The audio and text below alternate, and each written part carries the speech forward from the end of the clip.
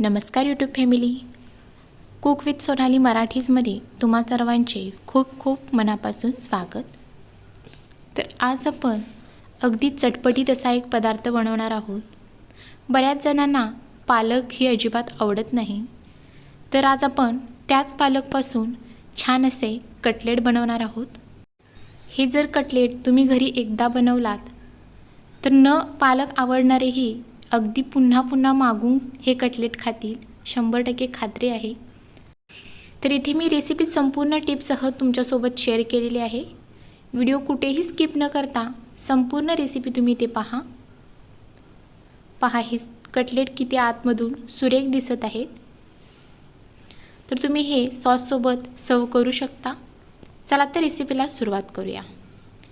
तर एका बाउलमध्ये एक मोठी वाटी भरून बारीक चिरलेला पालक घेतला आहे। त्याच्यामध्ये घालायचा आहे एक मध्यम आकाराचा कांदा बारीक कट करून। त्यानंतर घालायचं आहे एक वाटी खिसलेलं गाजर, एक चमचा आलं तेही खिसून घेतलं आहे। त्याचबरोबर घालायचं आहे एक चमचा धनेपूड, एक चमचा लाल तिखट, पाव चमचा हळद, चवीनुसार मीठ।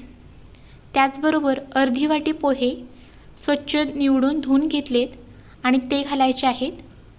त्याचबरोबर घालायचे आहे अर्धा लिंबाचा रस। आता इथे मी एक उकडलेला बटाटा घेतलेला आहे, तो इथे हाताने मॅश करून घालूया। आता हे सर्व साहित्य व्यवस्थित असं मिक्स करून घ्यायचं आहे। अजिबात याच्यामध्ये पाण्याचा एकही थेंब वापरायचा नाही, शक्यतो पाणी लागतच नाही।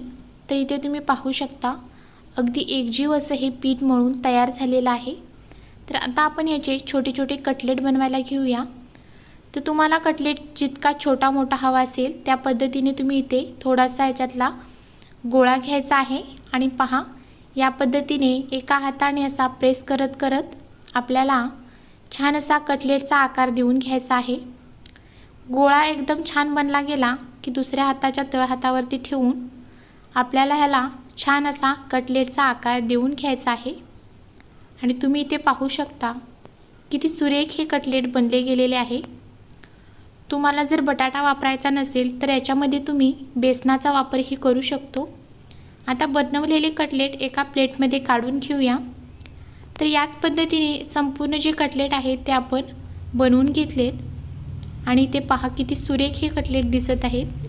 पाहता क्षणी तोंडाला पाणी सुटेल असे हे कटलेट बनले जातात।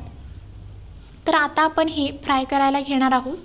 त्याच्यासाठी मी 1.5 चमचा इथे रवा घेतलेला आहे, अर्धा चमचा तांदळाचे पीठ, चवीनुसार मीठ, त्यामध्ये घालायचं आहे पाव चमचा लाल तिखट आणि चिमूटभर हळद।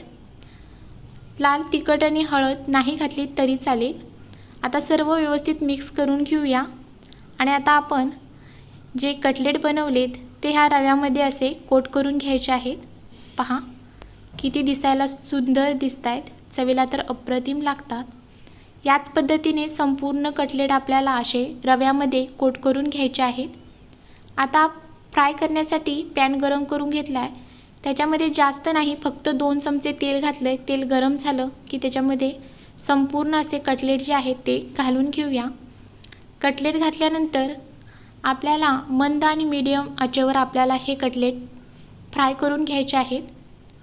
लागलंच तर थोडंसं कढईने 1 चमचा तेल घालायचं आहे। मी 1 चमचा तेल इथे कढईने घातलेलं आहे। आता एका बाजून व्यवस्थित फ्राय झाल्यानंतर आपण आता हे परतून घेऊया। तर इथे तुम्ही पाहू शकता एका बाजूने छान असे व्यवस्थित हे कटलेट फ्राय झालेत आणि आता दुसऱ्या बाजूनेही याच पद्धतीने आपल्याला हे कटलेट फ्राय करून घ्यायचे आहेत। दोन्ही बाजूने व्यवस्थित कटलेट फ्राय झाल्यानंतर आता आपण हे कटलेट एका प्लेटमध्ये काढून घेऊया।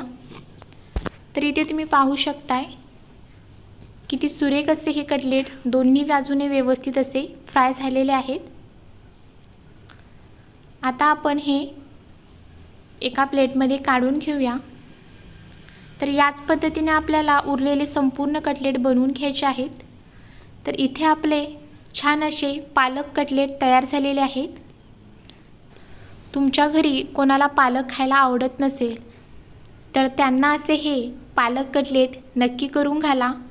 अगदी खात्रीने सांगते, कोणीही हे कटलेट खायला नाही म्हणूच शकत नाही. रेसिपी आवडली असेल तर चॅनलला सबस्क्राईब करा.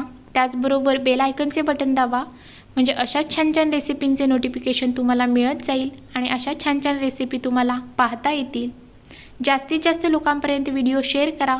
त्याचबरोबर तुम्हाला ही रेसिपी कशी वाटली कमेंटमध्ये नक्की सांगा आणि आवडली असेल तर तुम्हीही घरी एकदा नक्की ट्राय करा. धन्यवाद. भेटूया अशाच व्हिडिओसोबत. Bye bye.